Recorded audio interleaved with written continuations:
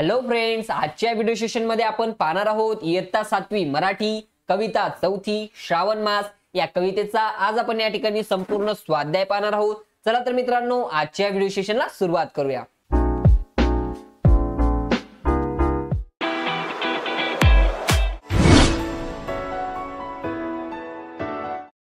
Study with Sandeep sir, अभ्यास तुमचा साथ आमची या आपल्या YouTube चॅनलवर मी आपल्या सर्वांचं स्वागत करतो। मित्रांनो, तुम्ही जर आपल्या या YouTube चॅनलवर नवीन असाल तर आपल्या YouTube चॅनलला सबस्क्राइब करून सोबतच बाजूच्या बेल आयकॉनला क्लिक करून ऑल नोटिफिकेशन ऑन करा, जेणेकरून आपल्या नवनवीन स्वाध्यायाची नोटिफिकेशन तुम्हाला मिळत जाईल। तसेच मित्रांनो, आपल्या या YouTube चॅनलवर आपण शिष्यवृत्ती नवोदय, NMMS त्यानंतर 5वी ते 10वी पर्यंतचे ऑल सब्जेक्टचे स्वाध्याय या ठिकाणी आपण तुम्हाला उपलब्ध करून देणार आहोत। त्यासाठी आपल्या YouTube चॅनलला नक्की सबस्क्राइब करा। पाहूया मित्रांनो, पहिला प्रश्न, खालील प्रसंगी काय घडते ते या ठिकाणी आपल्याला लिहायला लावलेलं आहे।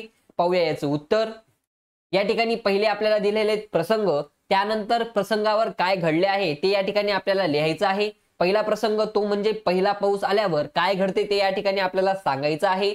पहिला पाऊस आल्यावर मातीचा सुगंध दरवळतो, हवेत गारवा निर्माण होतो, सारी सृष्टी प्रफुल्लित होऊन जाते, लहान मुले पहिल्या पावसात भिजून पावसाचा आनंद घेतात, पहिला पाऊस साऱ्या सृष्टीला हवाहवासा वाटतो। पाहूया मित्रांनो दुसरा प्रसंग, सरीवर सरी कोसळल्यावर काय घडते ते या ठिकाणी आपल्याला सांगायचं आहे। पाहूया याचं उत्तर। सरीवर सरी कोसळल्यावर नदी नाले तुडुंब भरून वाहू लागतात, शेतीच्या कामाला वेग येतो, प्राणी मात्रांना मुबलक प्रमाणात पाणी मिळते। पाहूया मित्रांनो पुढील प्रश्न, प्रश्न क्रमांक 2, निरीक्षण करा व लिहा। या ठिकाणी आपल्याला काही गोष्टींचं निरीक्षण करायचंय व खाली लिहायचंय। पाहूया, श्रावण महिन्यातले तुम्ही पाहिलेले आकाशातील विशेष बदल हे या ठिकाणी आपल्याला सांगायचं आहे। पाहूया, श्रावण महिन्यातील तुम्ही पाहिलेले काही आकाशातील विशेष बदल आपण खालील प्रमाणे दिलेले आहेत। पहिला, श्रावणात पाऊस पडत असताना क्षणात ऊन पडते। त्यानंतर दुसरं म्हणजे अचानक आकाश काळ्या ढगांनी भरून जाते। तिसरं म्हणजे श्रावण महिन्यात आकाशात इंद्रधनुष्य दिसते। चौथं, क्षणात सूर्य ढगामागून डोकावतो।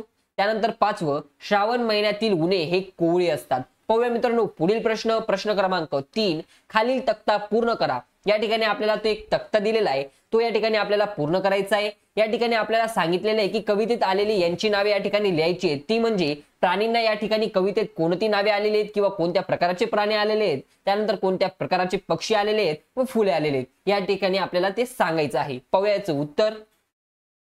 कवितेत आलेली यांची नावे खालील प्रमाणे आपल्याला दिलेली आहेत। प्राणी म्हणजे हरिण, पाडस, खिल्लारे, त्यानंतर पक्षी म्हणजे बगळे, पाखरे, फुले म्हणजे पारिजातक, केवडा, सोनचाफा। या ठिकाणी कवितेमध्ये या नावांना या प्रकारे नावं आलेली आहेत। पाहूया मित्रांनो पुढील प्रश्न, प्रश्न क्रमांक 4, सुंदर बाला या फुलमाला या काव्यपंक्तीत सारख्या अक्षराचा उपयोग अधिक केल्यामुळे नाद निर्माण होतो, त्यामुळे पंक्ती गुणगुणाव्याशा वाटतात। कवितेतील अशा ओळी शोधून या ठिकाणी आपल्याला लिहायला लावलेल्या आहेत। पाहूया मित्रांनो याचं उत्तर।